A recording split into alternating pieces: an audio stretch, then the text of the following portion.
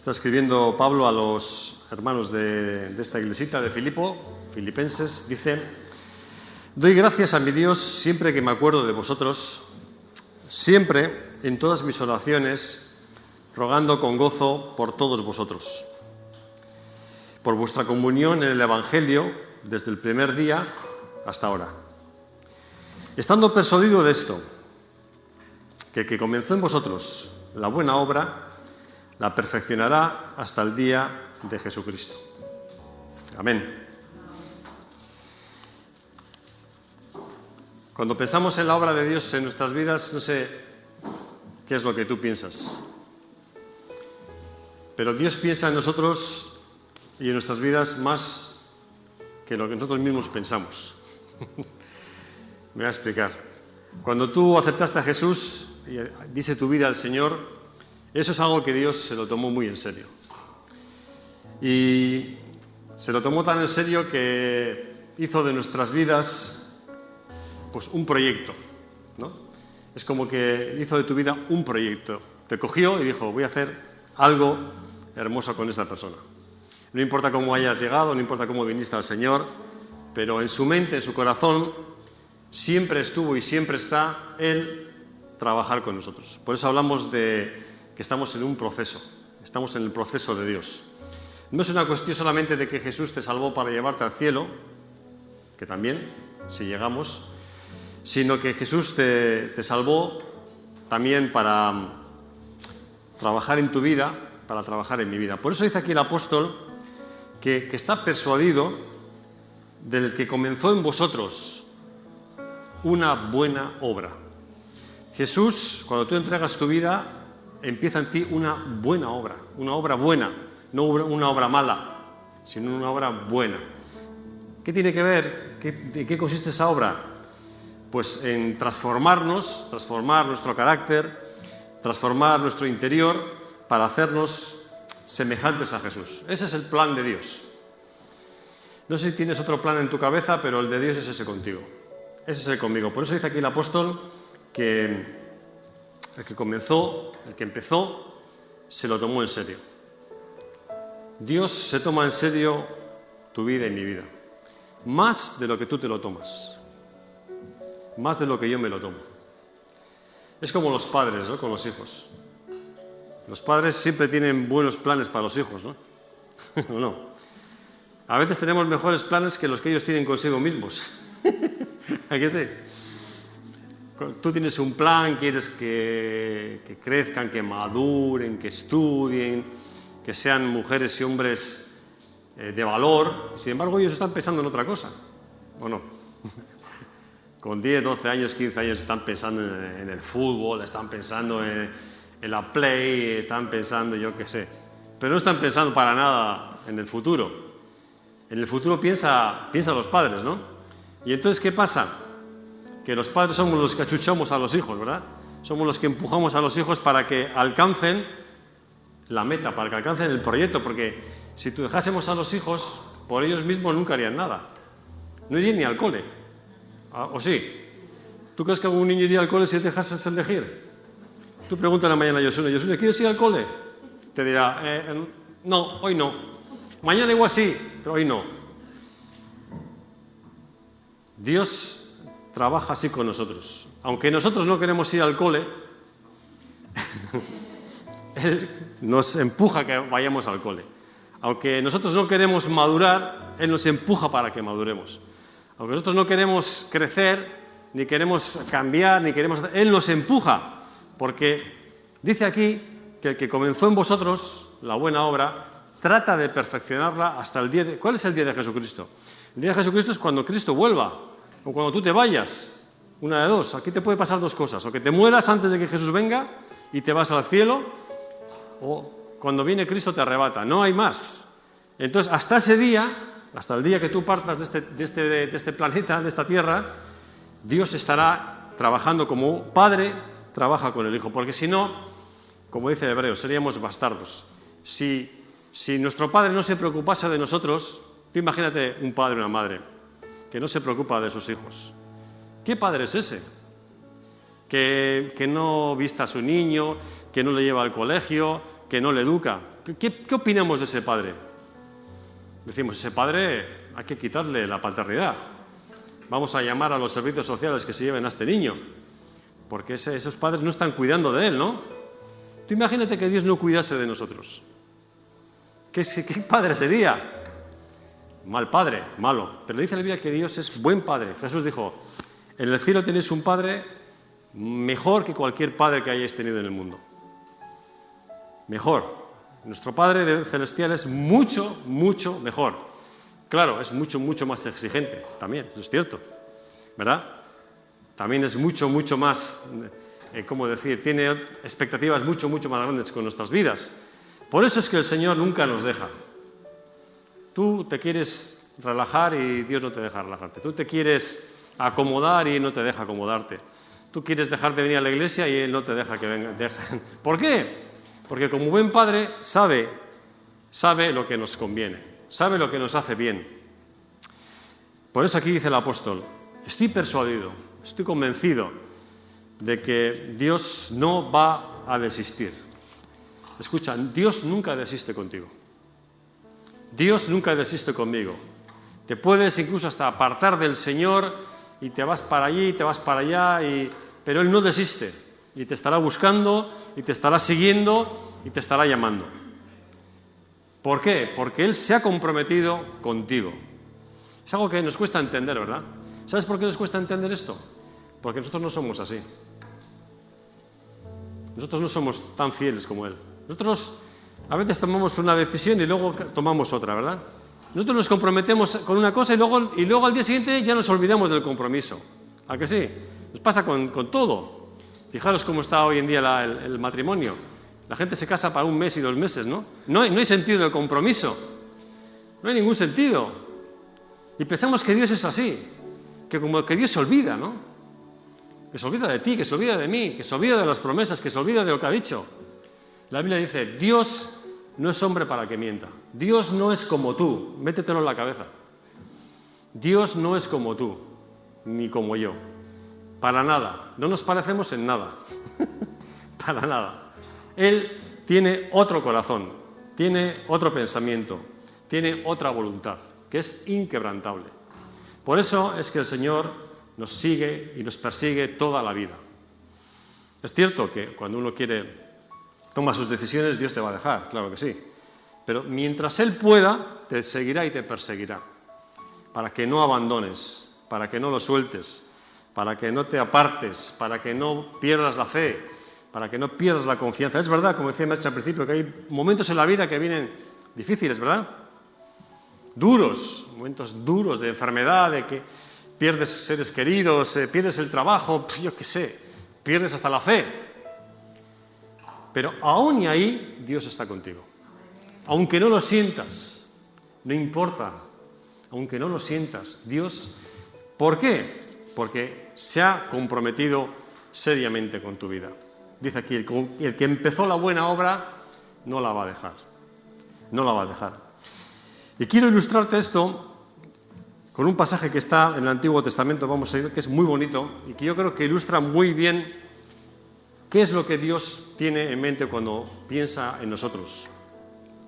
Está en el profeta Jeremías, en el capítulo 18, capítulo entero, pero unos versículos muy, muy bonitos, muy expresivos. Capítulo 18 y verso 1 está hablando del alfarero, ¿os acordáis? El famoso pasaje del alfarero.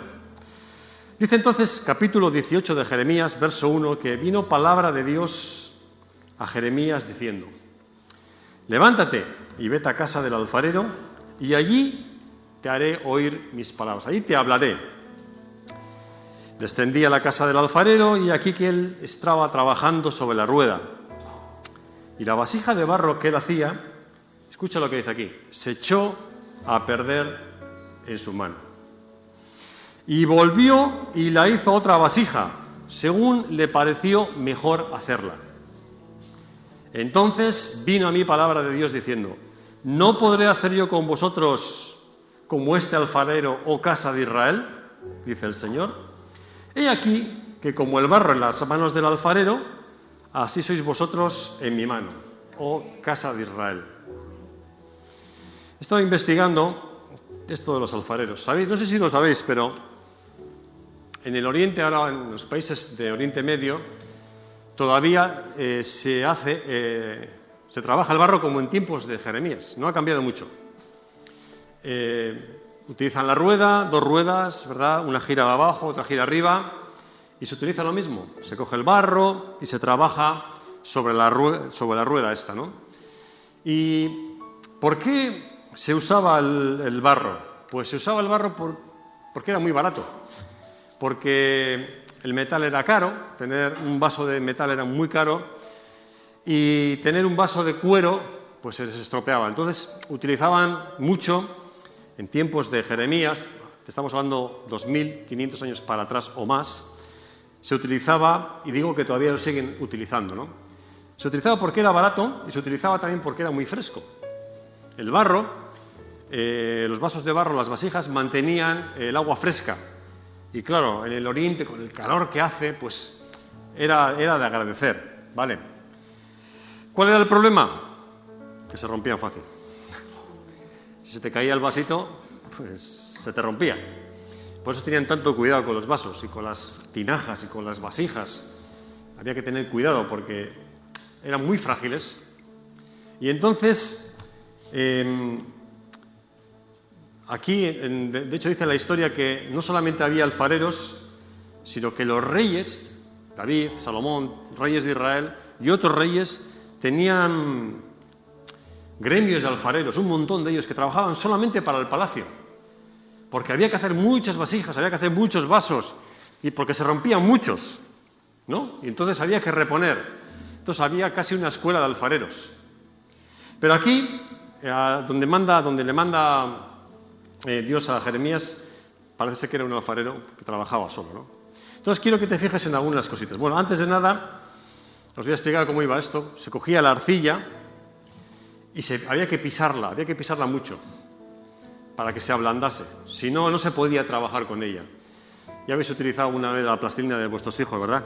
La plastilina, hazme una cosita, ¿no? Y tú estás ahí media hora hasta que aquello se ablanda un poco, ¿no? Porque según la sacas de la caja está aquello que no hay forma de hacer nada, ¿no? Pues ahí lo mismo, pisaban y pisaban y pisaban ahí, y venga a pisar, y cuando ya estaba el barro bien blandito, lo ponían, cogían un cacho de barro, lo ponían en la rueda y a girar. Y entonces, con una mano, con un dedo iban dándole forma, y luego con la otra y un palito le iban modelando. ¿Vale? Pero, ¿qué es lo que dice aquí? Dice que la vasija de barro que él hacía se echó a perder en su mano. No se rompió, todavía no se había roto, no se había ni secado, sino según la estaba haciendo, según la estaba modelando con el dedo y ahí con el palito, vio un fallo, vio un error ahí, algo no le gustó.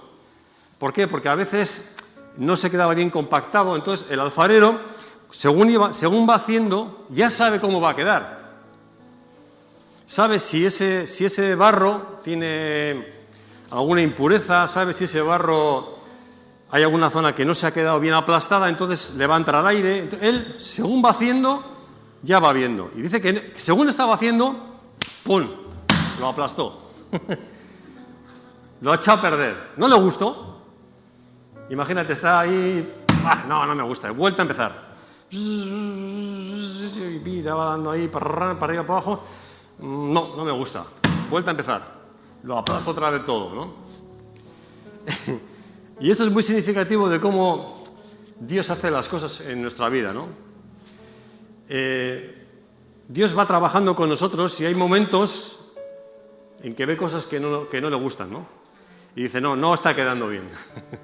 No está quedando bien. Hay que volver a empezar.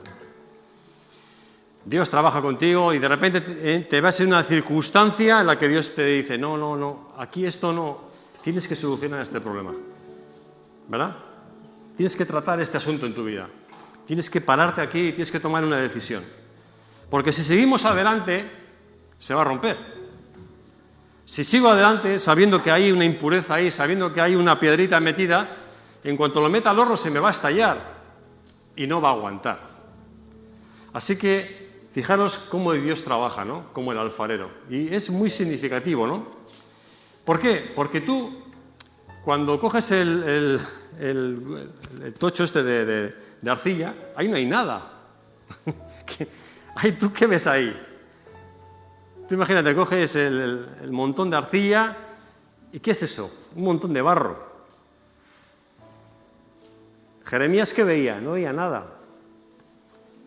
Pero el alfarero, ¿qué veía? Una vasija. ¿Entiendes la diferencia? Nosotros, ¿qué vemos? Poco.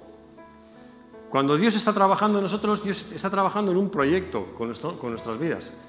Aunque parece que somos un montón de barro que no valemos para nada, en las manos de Dios ese trocito de barro se convierte en una hermosa vasija, en un hermoso vaso, en un botijo, en lo que sea. Así que la cuestión no es solamente lo que nosotros o nuestras posibilidades, sino lo que Dios puede hacer.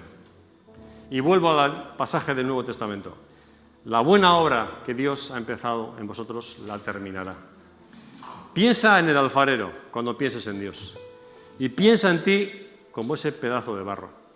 Tú y yo somos pedazos de barro en las manos del alfarero. En sí mismos no tenemos nada. En sí mismos somos un montón de barro aplastado. Pero en las manos del alfarero somos un proyecto. Y Dios está interesado en que tú y yo avancemos, maduremos, crezcamos y un día seamos otra cosa distinta. ¿Por qué? Porque Dios lo puede hacer, porque Dios lo sabe hacer. Dios sabe cómo tratar. Nosotros no, somos el barro, nosotros solamente giramos y giramos. Lo importante es el dedo que entra allí, lo importante es el palito que gira, eso es lo importante. Nosotros, nuestra parte, ¿cuál es? Dejarnos modelar por el Señor. Cuando Dios te habla algo, es que está metiendo el dedo. Eso es así. Cuando Dios trata contigo, imagínate, un creyente, tiene un problema con el orgullo, muy orgulloso. Y llegará el momento que Dios meterá el dedo ahí y te dirá, eres un orgulloso, tienes que ser más humilde. Y el dedo cuando entra ahí, ¡ay, verdad! Duele. Cuando tú cedes, se hace la forma. No sé si me seguís. Cuando yo, si puedo ser o barro blando o barro duro. Si soy barro blando, cuando Dios me hable, yo tomaré la decisión. Yo cambiaré, yo me arrepentiré, yo giraré, tomaré otro rumbo. Y entonces, cuando yo obedezco al Señor, se hace un giro en la vasija. Toma una forma. Va tomando la forma. Así es como Dios trabaja. Y eso lleva un tiempo, toda una vida, ¿no? Esto no es una vasija que se hace de un día para otro. Dios va modelando constantemente en nosotros el carácter, el pensamiento, las emociones. Todo eso Dios lo va modelando y lo va intentando cambiar para darle una forma bonita. Porque el objetivo de que Dios haga en nosotros vasijas y barros es que contengamos algo, ¿verdad? El apóstol Pablo escribió, tenemos este tesoro en vasos de barro. La fe es un tesoro. Tú y yo al final somos vasijas de barro, que contenemos algo. ¿Qué contenemos? Al Señor. ¿O no? O le contienes o no le contienes. O lo tienes o no lo tienes. Pero tenemos algo en una vasija metido. La vasija eres tú. La vasija soy yo. ¿Qué contienes? ¿Contienes al Señor o no lo contienes? ¿Lo tienes dentro o no lo tienes? Cuando tú te acercas al Señor y le buscas, tú te llenas del Señor. Es como una vasija que se llena. Pero para que se pueda llenar, primero tiene que tener una forma. Tú no puedes echar el vino encima de un montón de barro. Nadie se bebe el vino en un montón de barro. La gente se bebía el vino y bebía el agua en un vaso. Claro, ¿cuál es el problema? Que es muy frágil. Somos frágiles. Los seres humanos somos muy frágiles. Por eso dice Pablo que tenemos este tesoro en vasos de barro muy frágiles. ¿No te das cuenta que cualquier cosita te desestabiliza? ¿No te das cuenta de eso? Te viene un problemita y ya toda tu fe parece que se sale por los agujeros del vaso, ¿verdad? Te duele un día la cabeza y ya Dios no me ama. Y se te fue toda la fe. ¿A que sí? Se te avería el coche ahí en esto. ¡Oh, Dios ya me abandonó! ¡Ay, pobre de mí! Otra vez, se rompió la vasijita. Somos así de frágiles. No aguantamos ni el primer vientecito que sople. Somos frágiles, muy frágiles. Hay que ser conscientes de la fragilidad humana. ¿Para qué? Para confiar en el Señor. Por eso dice el Pablo, tenemos este tesoro en vasos de barro, porque en tiempos de Pablo había vasos de barro y vasos de bronce. Si hubiese hecho de bronce, el bronce, aunque se caiga, no se rompe. El vaso de barro se... Bueno, cualquier taza que tienes en tu casa, de esas de tomar cafecito, eso también es barro. ¿Qué pasa si se te cae? ¿Qué pasa cuando se te cae el plato, que se te resbala del...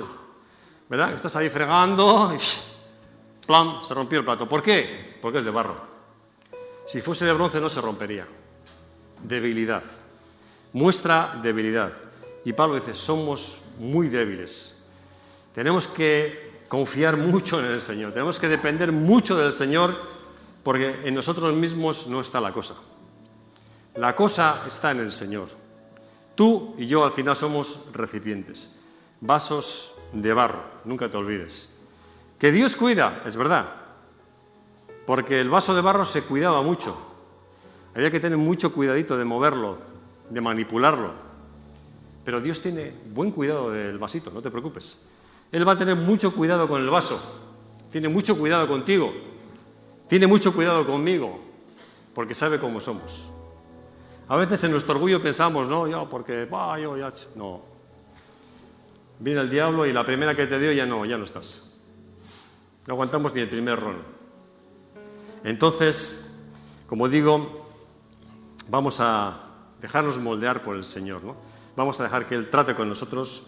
Cuando meta el dedo, cuando te hable de algún asunto de tu vida, cuando te diga, mira, aquí tienes que cambiar, esto tienes que dejar, obedece. En la medida que obedeces, el vaso coge su forma y va cogiendo forma. Y llegará un día en que ya tendrá su forma hecha. Luego, ¿qué hacían con eso? Lo dejaban un tiempito al aire para que los vientos lo secasen bien y luego había que meterlo al horno. O sea que la cosa no había acabado allí. Fijaros si llevaba un proceso esto de los vasos, ¿no? Y de las jarras y de todo esto, ¿no?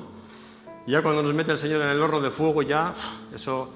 El que sale de ahí ya sale fuerte, ¿no? Es curioso porque cuentan que, claro, había cosas que salían mal cuando ya estaban secas, ¿no? Y entonces me ha gustado esa ilustración, me ha parecido muy chula, ¿no? Porque a veces pensamos que, bueno, Dios, bueno, se rompió el vaso ya, ¿no? Estoy hecho polvo, estoy destrozado, ¿no? Pero dice que por las noches en Israel los niños, cuando acababa la jornada, todos iban a casa del alfarero. ¿Sabéis para qué? Porque todo lo que se había roto, ese ya estaba roto. Imagínate una jarra, ¿no? Rota, 3 pedacitos. Pero quedaban las piezas, los trozos de barro, ¿no? Los trozos de la jarra, los trozos del vaso, los trozos del florero, estaban rotos allí. Y entonces llegaban todos los niños de la aldea y cogían al alfarero y les daba un cacho de teja. Les daba un cacho ¿no? de vaso. Y cogía al alfarero, se metía en el horno y cogía allí la brasa del horno que tenía y a todos los niños llevaban a su casa la brasita.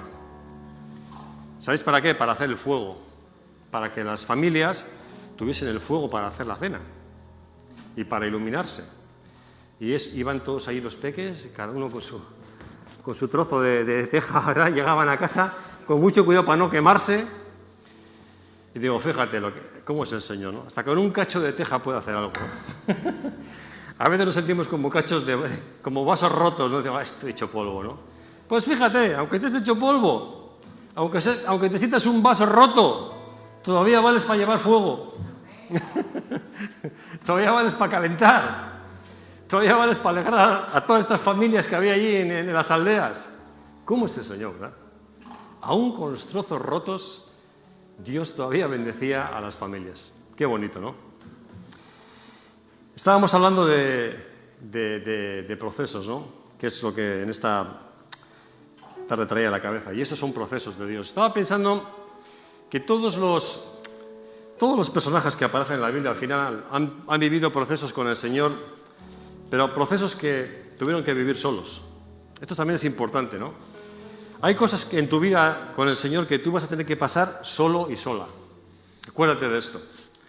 No lo vas a pasar ni con tu marido, ni con tu mujer, ni con la iglesia, ni con el pastor. No, no, no, no. Tú y Dios solos. ¿Por qué? Porque Dios es el alfarero y hace vasija por vasija. No hay 4 vasijas ahí a la vez, hay una. Y a cada una su forma, y a cada una su cosa, ¿no? Y estaba pensando, por ejemplo, en la vida de Pedro, el apóstol Pedro, ¿no? Siempre le ponemos de ejemplo de todo, ¿no? Que era impetuoso, y es verdad, que era el tío valiente, pero al final negó a Jesús, ¿os acordáis? Y lo pasó mal, estuvo deprimido, estuvo triste, estuvo hecho polvo el tipo, ¿no? Pero, ¿qué hizo Jesús? Habló con él, ¿a que sí? Habló con él personalmente. Dijo, Pedro, después de resucitado, ¿os acordáis, no? Le llama, Pedro, ven, dime Jesús, ¿me amas? Sí, claro que te amo. Vale, vamos. Pedro, quería preguntarte otra vez, ¿tú realmente me amas? Sí, Jesús, claro, Señor, yo claro que te amo, sí. Vale. Vamos, tira. Te lo voy a preguntar otra vez, Pedro. ¿De verdad que me amas?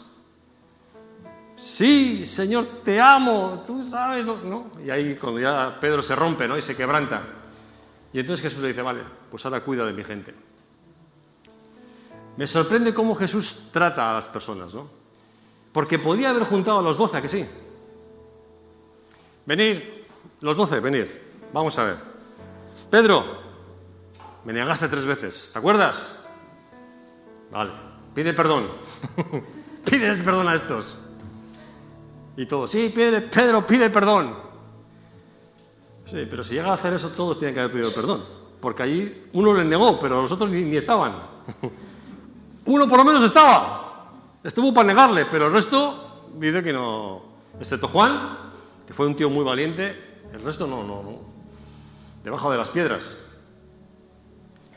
Jesús tuvo un momento con Pedro. Jesús tuvo un proceso con Pedro, muy personal. Y Dios, hay momentos en tu vida que tiene que tratar contigo personalmente. Es un trato personal. Nadie te va a ayudar.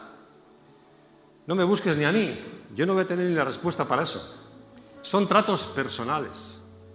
Eso que le dijo a Pedro era muy personal. Eso de levantar la moral de Pedro fue algo muy personal. Solo lo podía hacer Jesús. No era cuestión de que los demás lo animasen. Que seguro lo animaron, ¿eh? Pedro, venga, hombre, anímate. Es que le negué 3 veces. Sí, pero bueno, no te preocupes, yo también le negué. ¿Y qué pasa? Pues si le hemos negado todos, sí, ya, todos lo hemos negado, pero yo también. Y me siento muy mal. Y yo no me puedo levantar de esta situación. Yo no. ¿Entiendes? Y a veces buscamos en las personas, ¿no? Que nos animen, que... Sí, está bien. Busca que te animen. Pero hay momentos, situaciones, procesos en tu vida que solamente Dios va a poder ayudarte. Acuérdate de esto. No solamente que va a poder, sino que solamente Él quiere ayudarte. Porque nadie más te va a poder ayudar. El problema que le vas a contar nadie te lo va a entender. La situación que estás viviendo nadie la va a entender. Por mucho que se esfuercen y por mucho que te quieran.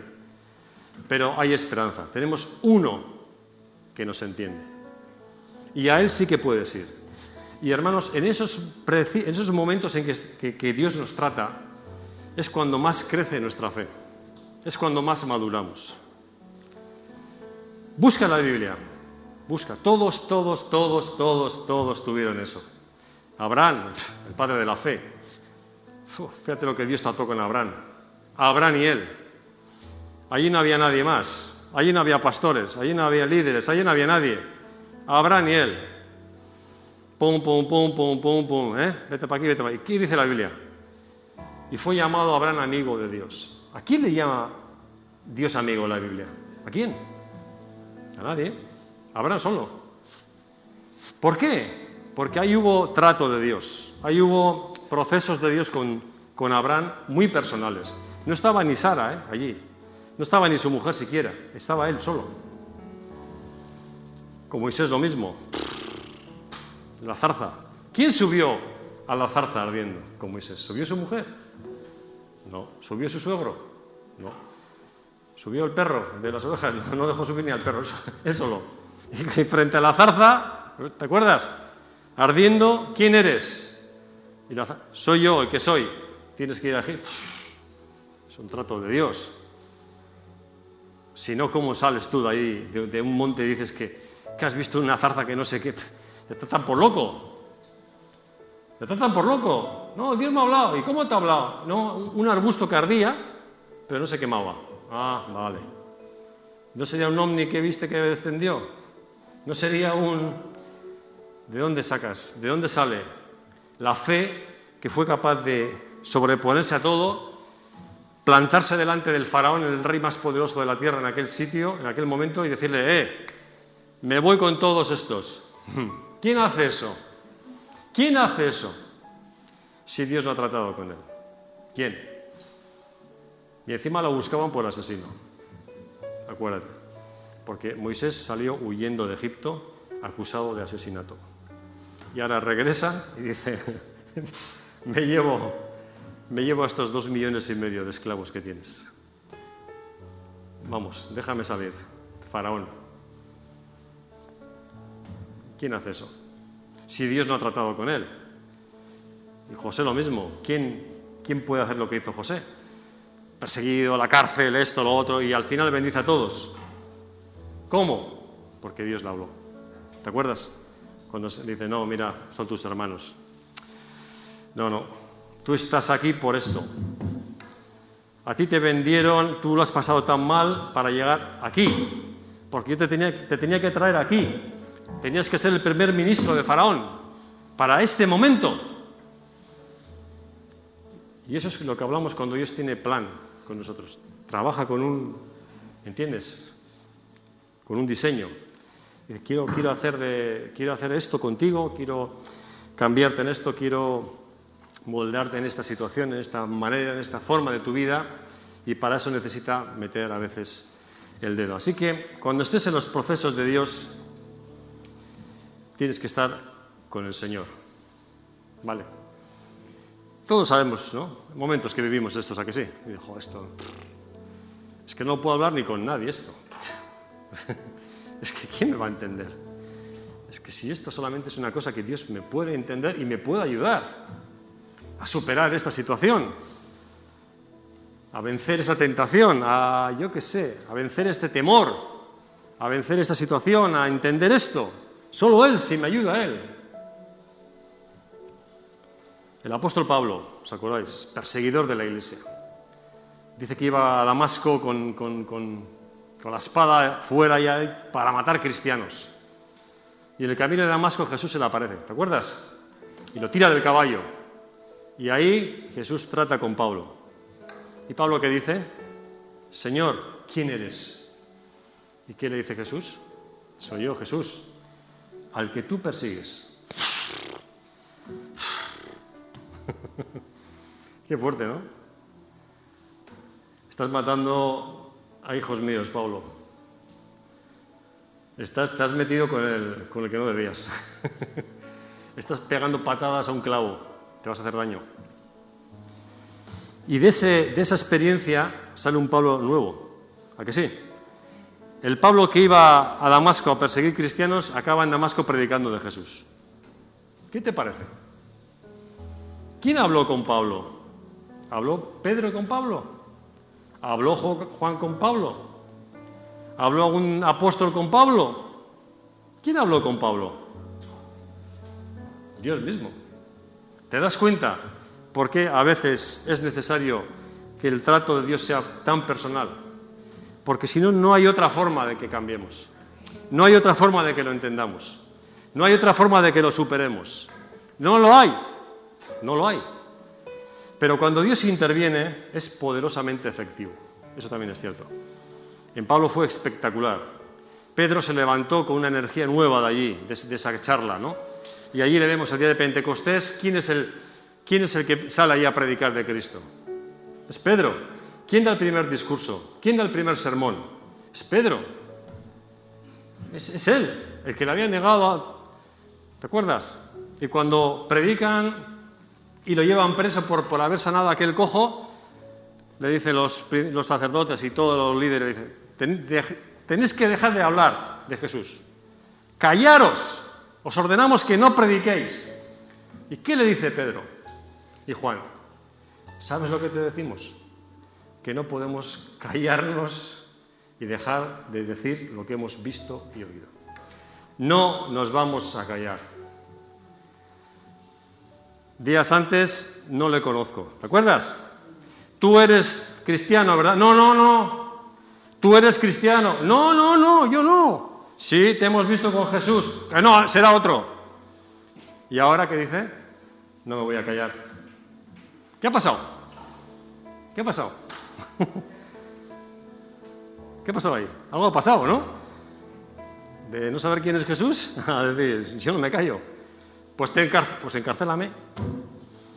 Te vamos a azotar, azótame. Cuidado, te juegas la vida. Pues me juego la vida, pero no me voy a callar. ¿Qué había pasado ahí? El trato personal de Jesús. Por eso no menosprecies los tratos de Dios contigo. A veces son dolorosos, es verdad.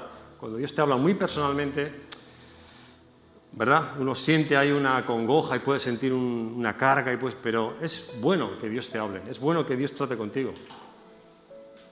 Es como la conversión. Tú le hablas a alguien de Jesús y le dices, acepta a Cristo, acepta al Señor. Pero luego eso es una decisión personal, ¿a que sí? Tú puedes invitar a alguien a la iglesia y traerla aquí todo el año, pero si la persona no quiere aceptar a Cristo, no lo va a aceptar. ¿O no? ¿Por qué? Porque es una decisión personal. Es la persona es la persona y Dios. Eso es una entrevista personal, lo que se tiene ahí, ¿verdad? Tú hablas al Señor, el Señor te habla a ti, tú te arrepientes, Él te perdona, es eso es convertirte al Señor, ¿o no? Pero qué transformadora es, ¿verdad? Cuando uno entrega su vida a Cristo, qué cambio más grande se ve en el alma, ¿verdad? Cuando uno acepta al Señor y experimenta el amor de Dios, qué gozo hay en el corazón, ¿verdad? Qué bonito es experimentar el perdón de los pecados, la seguridad de la vida eterna, la realidad de Dios, la esperanza, la presencia de Dios. Eso es hermoso, ¿a que sí? Pero es fruto de un trato. Dios contigo, Dios contigo. Y como digo, a veces puede ser doloroso, es cierto, porque a veces estas situaciones las vivimos en momentos difíciles. Porque también Dios nos lleva ahí, no penséis. A veces pensamos que es el diablo. Bueno, cuidado, el diablo tiene mano hasta un punto, hasta un punto, y corto. No crees que tiene tanta mano. El que tiene mano es el Señor. Ese sí que tiene mano. Ese sí que si te lleva para aquí, te lleva para aquí. Ese sí que te pone ahí delante del espejo. El diablo te miente, te asusta, te aburre, todo eso, pero el que te lleva realmente a la confrontación, al espejo, es el Señor. Mira, arregla esto. Mira, esto así no. Mira, por aquí. Confía en mí. Ese es el Señor el que te habla. Y ahí es cuando uno experimenta eso, es cuando aquí dentro se producen cambios muy profundos, ¿no? Así que en esta tarde me gustaría animaros, de verdad. Somos barro en las manos del alfarero, y aunque acabemos siendo un botijo, pues está bien. Aunque a mí me da igual, mientras acabe siendo lo que Dios espera, yo quiero ser un florero bonito allí, que sostenga las flores. Bueno, está bien. Y si acabamos al final llevando un poco de brasa, ¿verdad? Con una tejita ahí, pues también está bien. Igual dices, si contigo no puedo hacer ni un vaso, te voy a utilizar para llevar un poco de fuego. Bueno, pues está bien. Lo importante es que estamos en las manos del alfarero. Nunca lo olvides. Él, como he dicho al principio, mete este versículo en la cabeza, de verdad. El que comenzó en ti la buena obra está decidido a terminarla. ¿Te acordás de este versículo? Así dicho de otra manera. El que comenzó en ti, mañana cuando te levantes, acuérdate, porque la obra sigue, Cuando ya te levantes por la mañana ya te está esperando el alfarero para darle algún retoque, que no le quedó bien por la noche. ¿verdad? Este retoque vamos a dar aquí un poquito, vamos a dar aquí un poco de vuelta a esto, porque al final, hermanos, el Señor nos quiere hacer hermosos floreros, ¿no?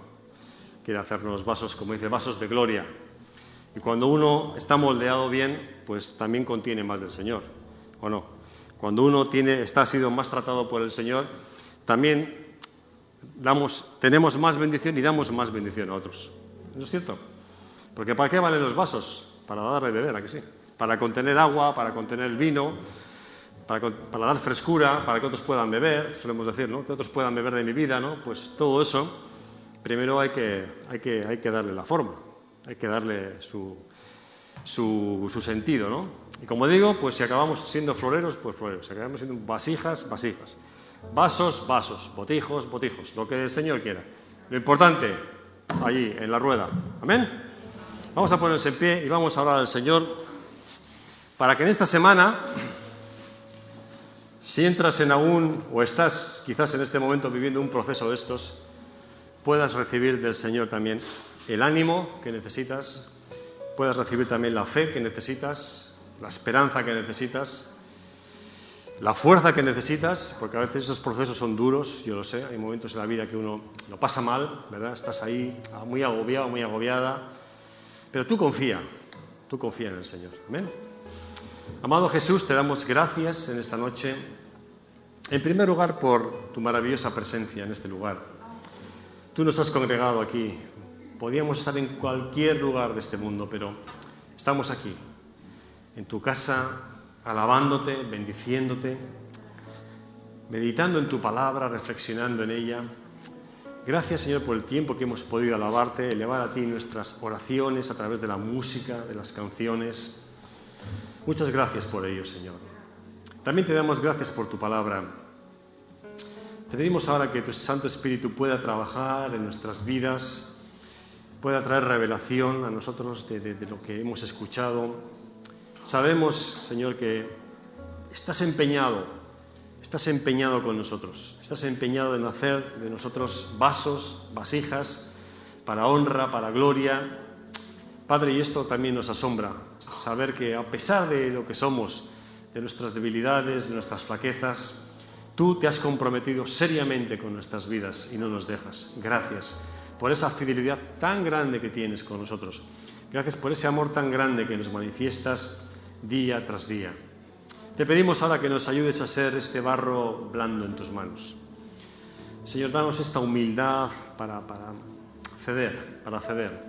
Cuando tú nos hablas, cuando tu Espíritu Santo nos ministra, cuando tu palabra nos dirige, danos esta blandura, esta sencillez de corazón para escuchar, para recibir, también para cambiar, también para girar, para tomar rumbos nuevos.